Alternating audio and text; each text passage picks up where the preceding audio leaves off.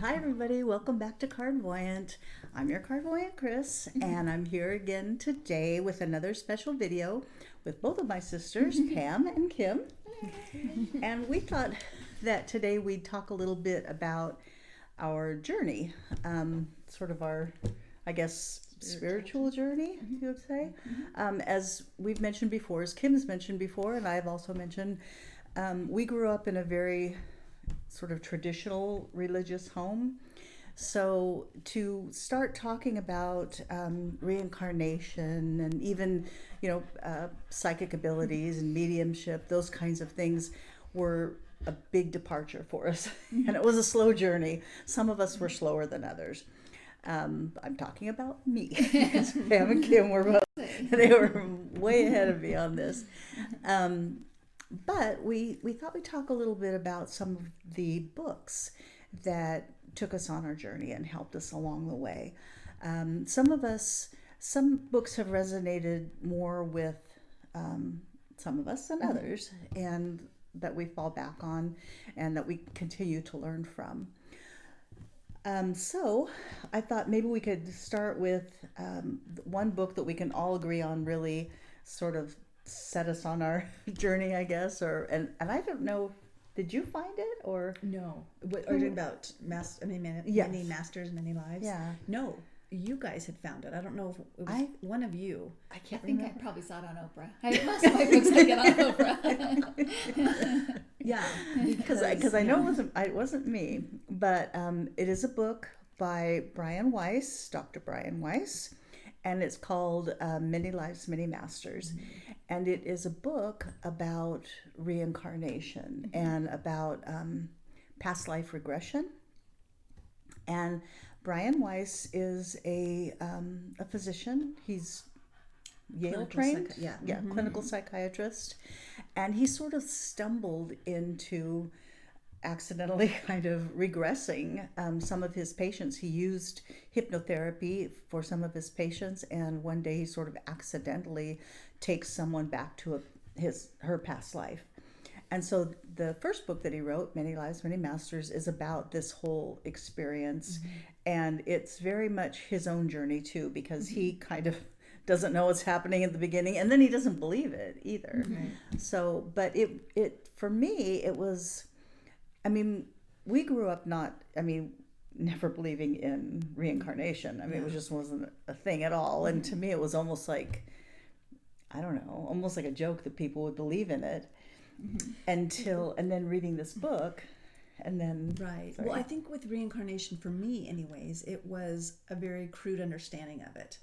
Right. Like, oh, you come back as a dog, or you come back as a doll. It just seems silly. You're like, why would you do it? Because I always thought, if you don't know that you came back, if you don't believe in reincarnation or you don't understand reincarnation, how can reincarnating help you? Right. Because you don't know what you learned in the past life. So how does that? But again, it was a very crude understanding. It was my own definition. I had never even, I made it up. I heard, Yeah. Well, because we didn't talk about it. It's not like something that we explored. So reading that book really explained what it could be and what it might be. And then from Brian Weiss has written many books since that are all, and I have one of them here that is my favorite. And we've seen him in person, and he was awesome. Yes. The one thing about that book was that it immediately resonated with me. I was like, this makes so much more sense than just having one life to get everything done, and then you're held accountable for this one life and everything. It was almost like a relief. Thinking that you could do this more than once and try and get it right, and have different experience, and it just made so much more sense. So well, and just the fact that realizing that you don't come back as an animal, there are souls that, or leaf or something. I was like, okay, that makes much more sense if you're constantly a person trying to grow. And that you have say in it. Yes. It's not just like somebody throws you back in and you're just like, what am I? It's like people, what am I now? Yeah. It's not quantum leap. No, it's not. More's the pity. Exactly. Unfortunately. But so that was kind of the book that really set me off. And then the next one, and I don't know if you want to talk about this, Pam, because I can see that you have it with you. But Trust Your Vibes, I believe is the book It's that the I read first- of. yeah. Sonia Choquette. Right. And I loved that book. And she is a wonderful like teacher. She's very famous. She has a great, website and a lot of books and a lot of programs that she does and everything. But she's so relatable, but also just so, and she's like a psychic, and she's teaches people to communicate with their guides and things like that. And but she's so like down to earth, just such a normal person, and Right. is so unapologetic for everything she believes in. It's just, this is the way it is, and accept it. And her books are very accessible, I think, even though she's talking about this, she talks a lot about trusting yourself and your inner vibration and getting in touch with your vibes and getting in touch with your guides. And so that's all great and everything, but she explains it in such a way that it's just so so clear. So it's I think she's great. So Yeah. And the first book I read of hers was, I think it's called Diary of a Psychic. Oh, right. And it's I've read that. when she realizes that she's psychic and how she like kind of, I think her mother is a psychic Yeah, or something. her mom so is, yeah. she's so, but that's a good one to start with, I think, Yeah, because yes, it kind of it's tells cool. her story Yeah. and then so Yeah. Yeah. Yeah. And she is one too that is says that anybody can do it. Everybody has the Right. ability to Right. touch, to get in contact with their vibe. Yeah. I mean, not obviously their vibes, but their guides. yeah. Yes. And so it's, Yeah. and she teaches you how to do it.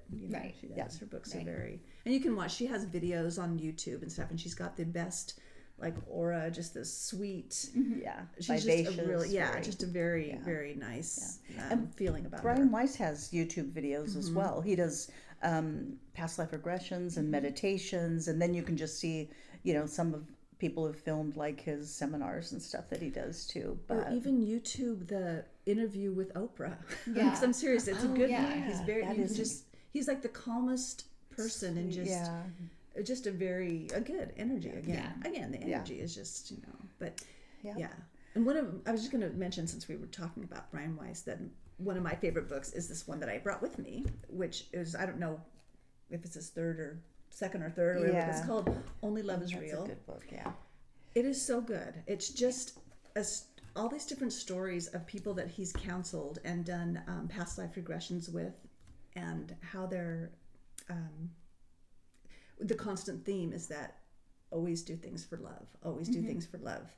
And there's a couple really amazing stories about people that knew each other in past lives and found each other. And this, it's just a great book. It's like a warm hug. It really is. I mean, it's It just is. there's really sweet stories and a lot of good information. Just makes you feel good. So I Yeah. highly recommend that. If you he was probably the first person that I ever heard say that the opposite of fear is love, and the opposite of love is fear.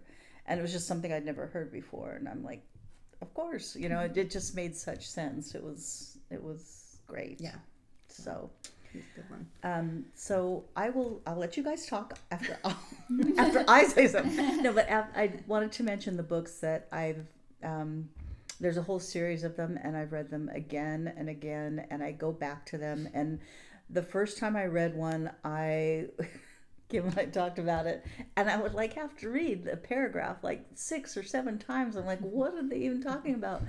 And now I go back and read them, and it makes sense. But I've added a lot of knowledge, a lot of things I just had not heard about before. But they're the Seth books.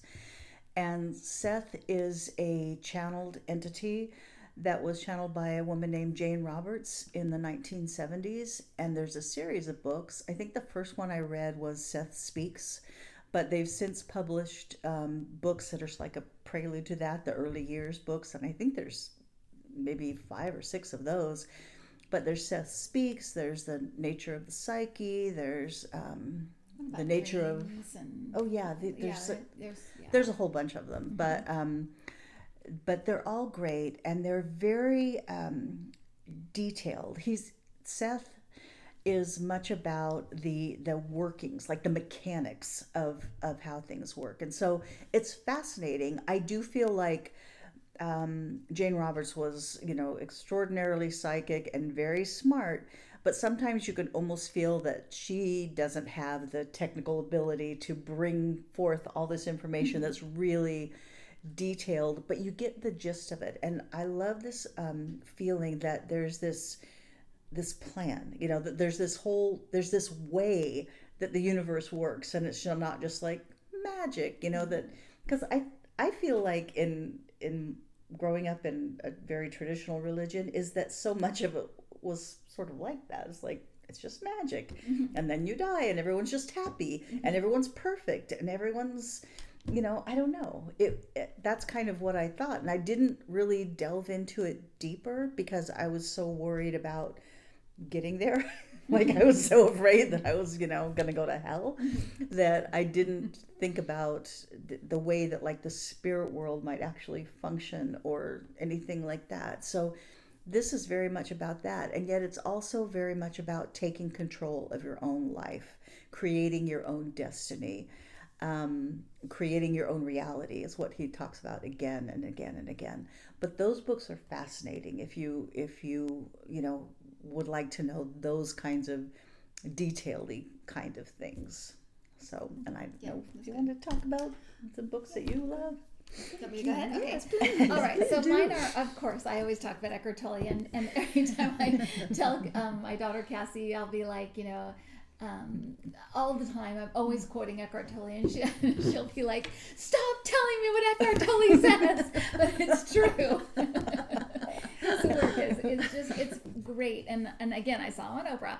But, there's a series for this book, A New Earth. There's a series of classes that are online, and you can go from chapter 1 all the way to chapter 10. And there's 10 chapters, and they just sit and people ask questions, and Oprah asks him questions, and it's a great series to just kind of get your feet wet, because although the idea itself is so simple, but there is a lot to it, just because people are complicated and the world is complicated. But it basically is, for me, finally put into a way I could understand it. First of all, what the ego is, and which I love talking about the ego, what the ego is, and why we're kind of, it's almost like our evolution as human beings is to kind of break away from the ego and kind of go back to a place of being more of our spiritual self, and being aware that this is just it's almost like we're an actor in a play right now. This is just who we are right now, and our spirit is something completely separate from this person that I am. There's a spirit there as well. And so he talks a lot about being the person, the person that you are, but also that there is a spirit that's always present, and that's who you really are. It's hard to understand, I think, but like I said, he's put it in a way that I obviously cannot put it, but he's put it in a way that it is I finally got it. I never understood that before, that there's this person I am, and there's kind of a quiet spirit in the background that's observing all of this. And he also talks about, and puts it so well, why being in the present moment is so important. That is something I've always been so interested in and never really understood through Buddhism, and I have Thich Nhat Hanh.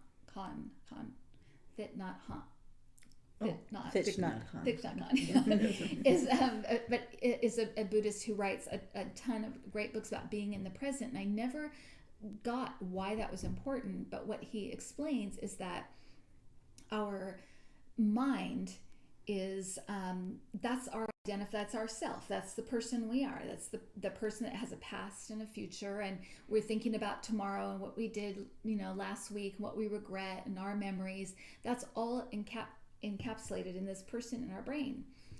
But when we're in the present moment and we kind of come out of that thought process, that thought kind of haze, and we're just present, that's where our spirit resides. That's how you get in touch with that part of yourself, because you become the observer.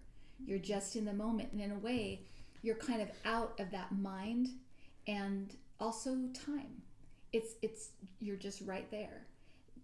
You really aren't in that realm anymore. You're in a different kind of consciousness. And so that's what I finally got through these books. I never understood it before, and it's laid out beautifully. And he also talks is the best at, to me, the best at interpreting stories in the Bible, Christ teachings, Buddhism. He's so great at how everything kind of is the same exact message, which is be in the present and be that observer who's kind of, it's almost like you're kind of observing your own life. And it's a different way of looking at it that is so stress-free. It's the greatest thing, because it is kind of like you realize this is just it's just what you're doing now. It's just like where you are. It's just the life you're having right now. And we were talking about, reincarnation.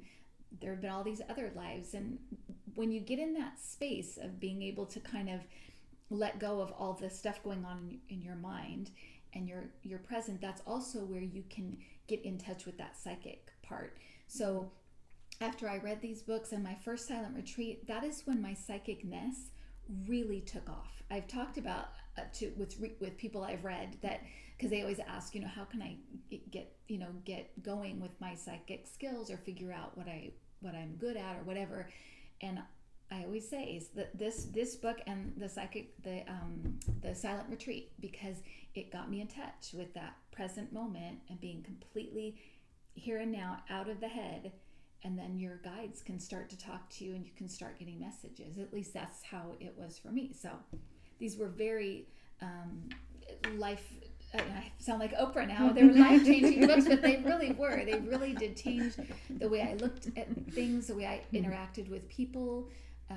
It just a lot. It really, really opened up a whole new area of consciousness for me. So. And I'll say, to just sort of piggyback on that, because I love Eckhart Tolle too. Although I tended, more toward the Seth stuff, but I loved the idea of breaking away from ego, but I didn't quite get it. And just lately, I've been reading these books by Michael Newton, and he is also a hypnotherapist, past life regressionist, but he specializes, or he spent like 20 years of his career, he's since passed away, but regressing people to their lives between lives. So he has this whole series of books where people talk about the preparing for their next life after, having one life, and then this time in between preparing for the next life. And that's the first time that I've really thought a lot about our brains being very physical things, and our souls just sort of having to deal with what our brain is doing. Now, that doesn't mean that we don't know what we're sort of getting into, or at least kind of know what we're getting into when we come into a situation with a brain that may, have certain problems or issues or whatever. But we do have to deal with it, and that's something that we usually take on, that we decide that will help benefit us, help us grow, offer the challenge that we want.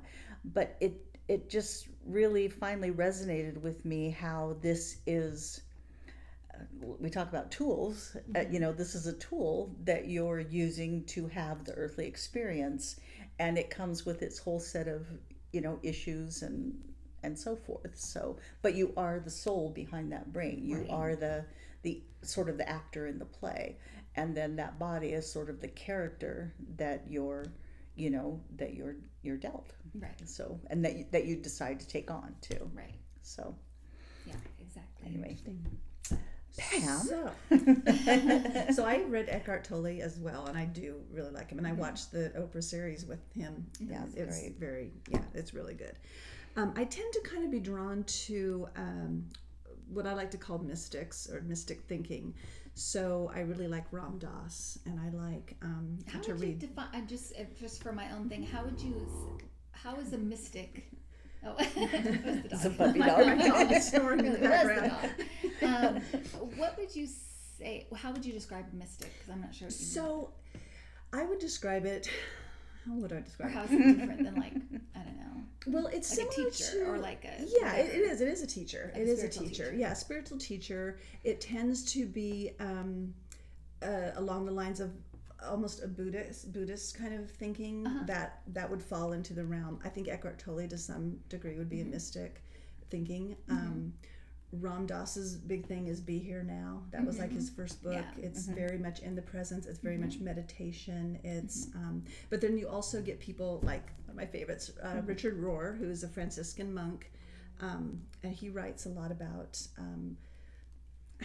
just all that spirituality, just spirituality in general. But he ties in the Bible and the Christ figure and that sort of thing, and takes it to a different level and interprets the stories so differently from what we grew up with in the church we grew up with. And he resonated with me because I hate to keep bringing up Oprah because you think she was one of our spiritual advisors. She should be here right now. Really. If she was, she'd be talking. But you know, her shows, Super Soul Sunday, really, it's good. It really is. I mean, sometimes she has people on there that don't resonate with me at all. Yeah. But very frequently she's had people that are very good. And that's where I saw Richard Rohr actually the first time. But he said something on one of the shows that just was like, for me, was like, zing! He said it changed for him when he stopped thinking of God as a noun and started thinking of him as a verb. And to me, that was so different from the way I had grown up in religion. But it just was like, yes, that is it. God is not a noun. It's a verb. It's a feeling. It's an action. It's a... So anyways, so that's where he kind of goes in there. But he goes, I mean, he's pretty deep, I have to say. Sometimes I read his books and I'm like, his most recent one is called Immortal Diamond. And it's all about how to find your true self, or what you might call your higher self. And and he uses scripture, he uses philosophers, he uses authors that of course he mentions, and I'm like, oh, now I have to read that guy too, or that woman, you know. Really just introspective, and everything's inside. That's one thing I like about him too. It's you have the power. You are part of God. You are part of the one. We're all connected, which is another theme that I love.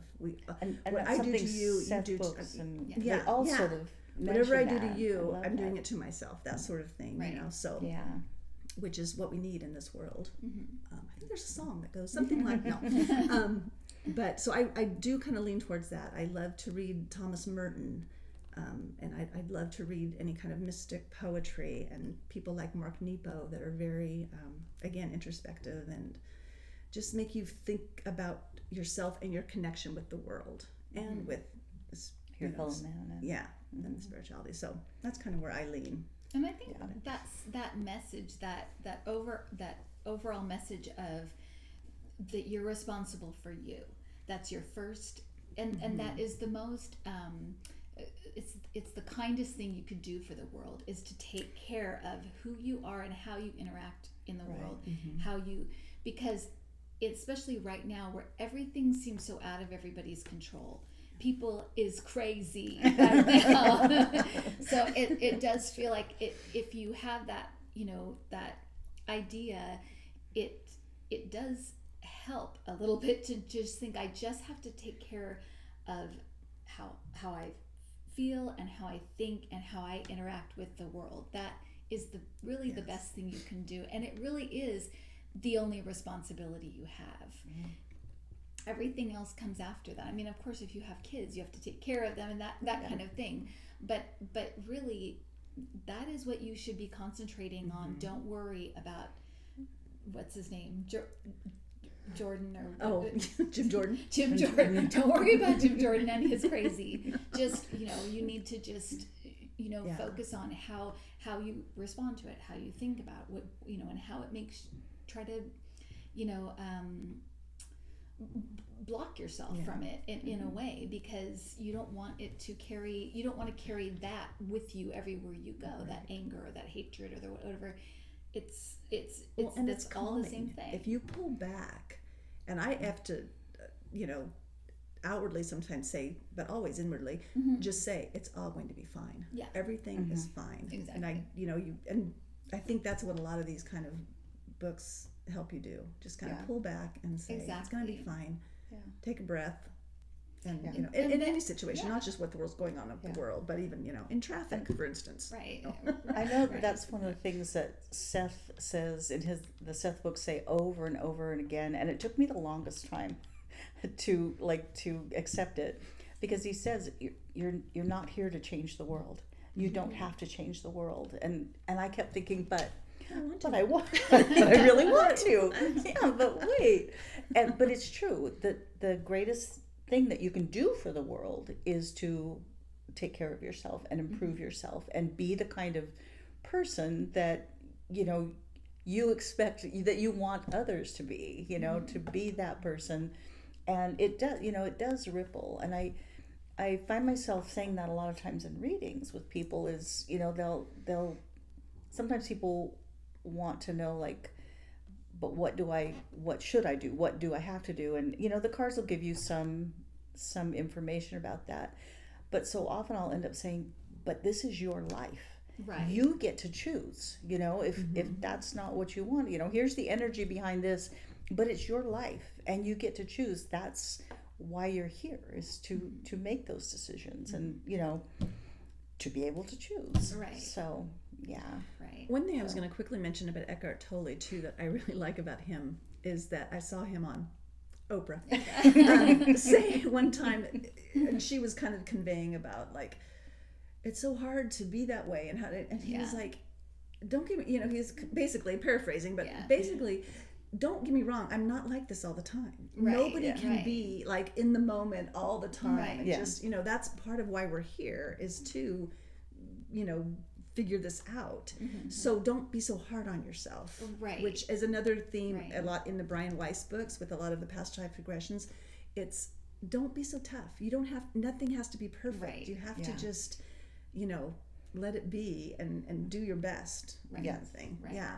And it's true with, like, again, watching everything that's happening right now. I'm just thinking about this because of the impeachment hearings today. But being able to be in that place of the observer, that spirit, like, just watching it as though you're watching it happen as something historical, or as footage you would see, or something, to kind of separate yourself from it and just become the observer of it rather than completely immersed and invested in it. It's such a more, like you said, it's such a stress-free feeling to just kind of step back from it, and like you said, it's going to be fine. We've seen this stuff before in different ways through history. They always kind of end the same, and so and they go in a certain, they cycle out in a way. So if you can just step back and look at it as kind of, the observer, rather than be completely immersed and invested as though you can do something, especially with stuff like this, you are the observer. That's what you have to be. But to do that spiritually and just kind of step back and allow it to just be